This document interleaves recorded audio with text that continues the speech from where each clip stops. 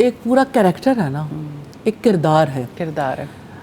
ہم اس کردار کے بارے میں پہلے یہ سوچ لیتے ہیں کہ وہ اللہ کے نبی تھے، اللہ کے بہت پسندیدہ تھے اور اللہ سبحانہ تعالیٰ کی رحمتیں تھیں. باقی اللہ سبحانہ تعالیٰ کے ریفرنس سے تو ساری باتیں سوچتے ہیں، لیکن جس طرح سے انہیں مختلف منازل سے گزروایا گیا، انہیں اپنی زندگی کے ساتھ جوڑ کے نہیں سوچتے. اور وہ جتنی آزمائشوں سے گزارے گئے اور آزمائشوں کے بعد ہی انسان کی 30 بڑی آزمائشیں ان پر آئیں. اللہ اکبر.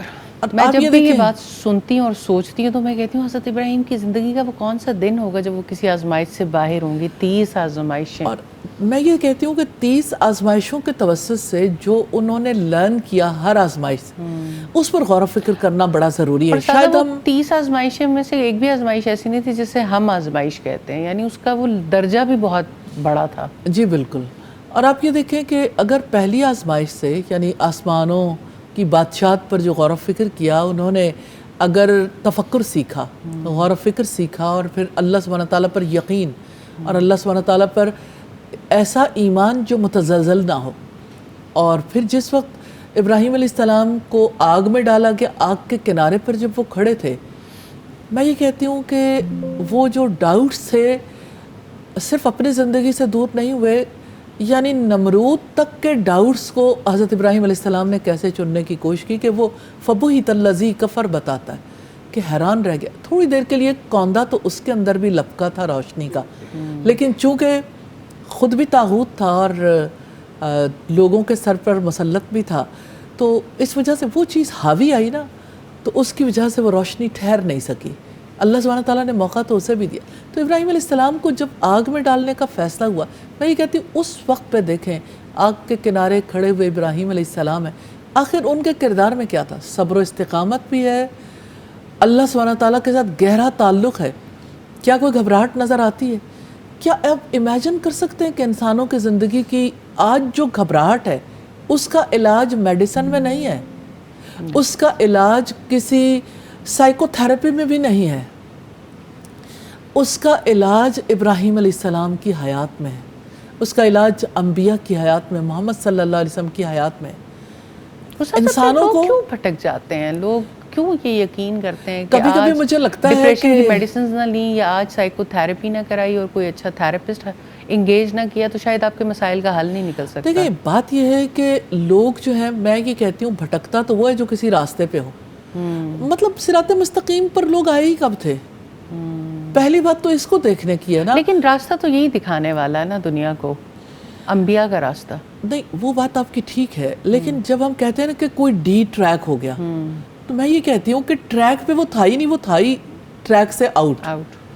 ابھی تو ٹریک پہ آیا ہی نہیں کوئی. اس وجہ سے ان کی زندگی میں زیادہ خلا ہے، اس وجہ سے زیادہ مشکل ہے، پریشانی ہے.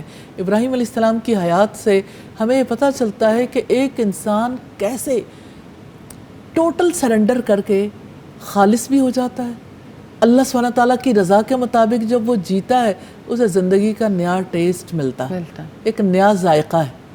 اب آپ دیکھیں کہ ابراہیم علیہ السلام نے اپنے سامنے آگ دیکھی ہے، کوئی پرواہ نہیں ہے کہ یہ سب کچھ میرے رب کا فیصلہ ہے، میرے رب نے مجھے ان حالات میں ڈالا ہے، تو جس رب نے مجھے یہاں تک پہنچایا ہے میرا بھروسہ اس پر ہے، اب اگلا کام اس کا ہے، میرا نہیں ہے. یہ بات زندگی میں سمجھ آ جائے تو زندگی گل و گلزار ہو جاتی ہے کہ تو جس بھی حالات میں رکھے تو رب کا فیصلہ ہے.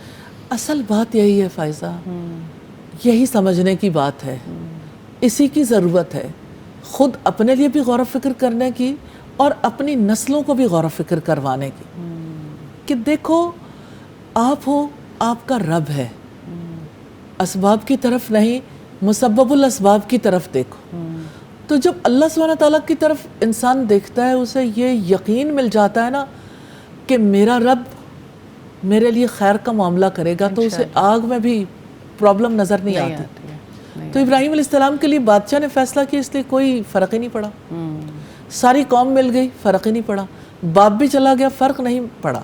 دیکھیں عام آدمی کیا کرتا ہے، عام انسان یوں سوچتے ہیں اوہو یہ تو میرا باپ تھا، کم از کم یہ تو سوچتا کہ میرے ساتھ اس کا ریلیشن کیسا ہے، میرے ساتھ اس کا تعلق کیسا ہے، اسے اس موقع پہ کیا کرنا چاہیے تھا.